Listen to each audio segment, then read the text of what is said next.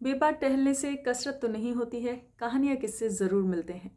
अफसाना निगार का तो महबूब शगल होता है, बेबाक घूमना, बेवजह सुनना। मैं भी बेबाक चल पड़ा हूँ। ये उद्गार हैं लेखक रणविजय जी के नए यात्रा संस्मरण से। यात्राएं इंसानी मस्तिष्क को प्राणवायु देती हैं, इसलिए हमें यात्राएं करते रहनी चाहिए।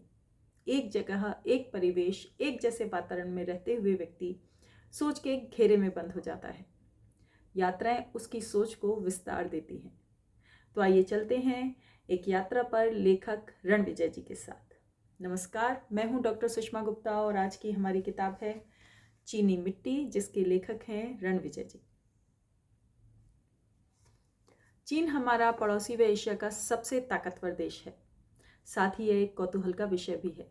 उसके नागरिकों की देशभक्ति, मेहनत, कर्तव्य परायणता, काम करने का जज्बा अनुकरणीय है।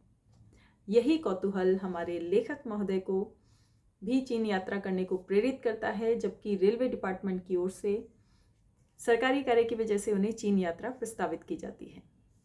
रणविजय जी चूंकि पेशे से रेलवे इंजीनियर हैं, तो उनकी रुचि का चीन में मुख्य विषय था वहाँ का आर्किटेक्चर व बुलेट ट्रेन्स। रणविजय जी पुस्तक के आरंभ में लिखते हैं, चीन ऐसा देश है जैसे बंद सीपी, अंदर क्या है किसे पता। हम पुस्तक की बात करें तो लेखक की यात्रा शंघाई से प्रारंभ होकर शंघाई पर खत्म होती है। शंघाई से शुरू हुई यह यात्रा हमें वहाँ के 3 बड़े शहरों चांगशा, जुझावो और बीजिंग आदि की सैर कराती है।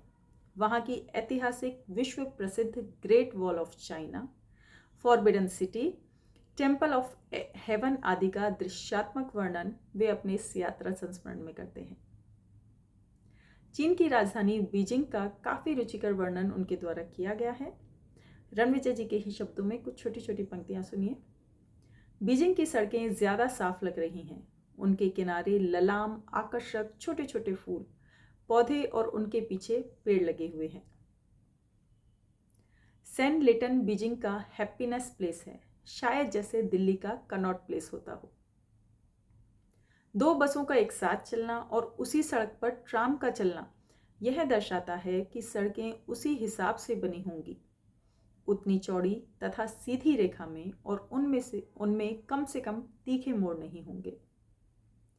एक फाउंटेन का सजीव चित्रण करते हुए वो कहते हैं, यहाँ एक अनूठा म्यूजिक फाउंटेन चल रहा है। इस फाउंटेन की खास बात यह है कि यह बिल्कुल फर्श की सतह पर है, और अगर पहले से बताया ना जाए तो पता भी नहीं चले कि यहाँ कोई फाउंटेन है। तो रणविजय जी एक इंजीनियर हैं, तो उनके लिए सबसे रोचक अनुभव रहा यहाँ की बुलेट ट्रेन्स का सफ़र। वो बुलेट ट्रेन में सफ़र करने को लेकर कितने उत्साहित थे, यह उन्हीं के शब्दों में। यह पहली बार है जब मैं अपनी निजी खुली आंखों से साक्षात बुलेट ट्रेन देख रहा हूँ। एक्साइटमेंट ज़बरदस्त रूप से गागर से छलक रहा है। बस उम्र का तकाजा ही कहिए कि बच्चों की तरह कोई हरकत नहीं की। अपने बुलेट ट्रेन के अनुभव को साझा करने के लिए उन्होंने इसे एक अलग अध्याय के रूप में रखा है और नाम दिया है बुलेट ट्रेन की झुरझुरी। वहाँ की प्रगति, ऐतिहासिक जगहों का आर्किटेक्चर आदि की काफ़ी सुंदर विवेचना लेखक ने प्रस्तुत की है। वर्ल्ड हेरिटेज चीन की दीवार का रणविजय जी ने बहुत ही जीवंत वर्णन किया है। कुछ पंक्तियाँ मैं आपको सुनाती हूँ। पहाड़ियों के ऊपर से होता हुआ रोपवे हमें ऊंचाई पर छोड़ गया। यहाँ से कुछ दूर पैदल चलकर मैं अपनी आंखों के सामने उस नज़ारे को देख रहा हूँ जो कभी ख्वाब में भी नहीं आया कि किसी दिन मैं इस ऐतिहासिक स्थान पर दिन तारीख के सफ़े पर दर्ज हो जाऊँगा। सामने विशाल पहाड़ों की चोटी पर विशाल सर्पाकार बाईं आँख के क्षितिज से दाईं आँख के क्षितिज तक जो दिख रहा है वह चीन की विशाल दीवार है। मैं उसकी विशालता से ठहर गया हूँ, अभिभूत, निशब्द, मंत्रविद।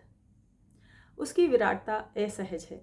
ऐसा महसूस करने के लिए खुद की ही आंखें ले जानी होंगी। इसे देखने के लिए उत्साहित लोगों का रेला तेजी से चलता उसकी तरफ भाग रहा है। हर तरफ से वाओ, ब्यूटीफुल जैसे शब्द गूंज रहे हैं। इन शब्दों का हम इतनी ज़्यादा और इतनी कमतर चीज़ों के लिए इस्तेमाल कर चुके हैं कि आज यह शब्द बौने लग रहे हैं। ये तो सिर्फ वानगी है, पूर्ण वर्णन आपको एक अलग एहसास से भर जाता है। चीन यात्रा में लेखक के लिए सबसे परेशानी का सबब रहा वहाँ का भोजन, क्योंकि वहाँ ज़्यादातर मांसाहार किया जाता है, वो भी अजीब स्वाद का अधपका भोजन। एक शाकाहारी के लिए पेट भर भोजन वहाँ तलाशना बहुत मुश्किल है। भोजन की इस विशेषता का उन्होंने कई जगह वर्णन किया है, और वो भी सचित्र वर्णन किया है, जो कि थोड़ा सा अखरता है। इसे थोड़ा सा कम किया जा सकता था। वहाँ की भाषा मुख्य रूप से मंदारिन है, और वहाँ के लोग ज़्यादातर मंदारिन भाषा का ही प्रयोग करते हैं। अंग्रेजी भी वहाँ बहुत कम बोली जाती है, इसलिए रणविजय जी के साथ एक ऐसा सहकर्मी रहा जो थोड़ी बहुत इंग्लिश जानता हो और उनकी कुछ मदद हो जाए, और इसी सहकर्मी के सहारे उन्होंने पूरा चीन घूमा। 11 अध्यायों में बटा यह संस्मरण चीन की रोचकता, विशालता, ऐतिहासिकता व प्रगति को खुद में समेटे हुए है। रणविजय जी एक बहुत अच्छे लेखक हैं, सो यात्रा वर्णन करते, वहाँ के रहन सहन, खान पान, जीवन शैली, इमारतों या प्रगति का वर्णन करते हुए भी उन्होंने पुस्तक को नीरस नहीं होने दिया है।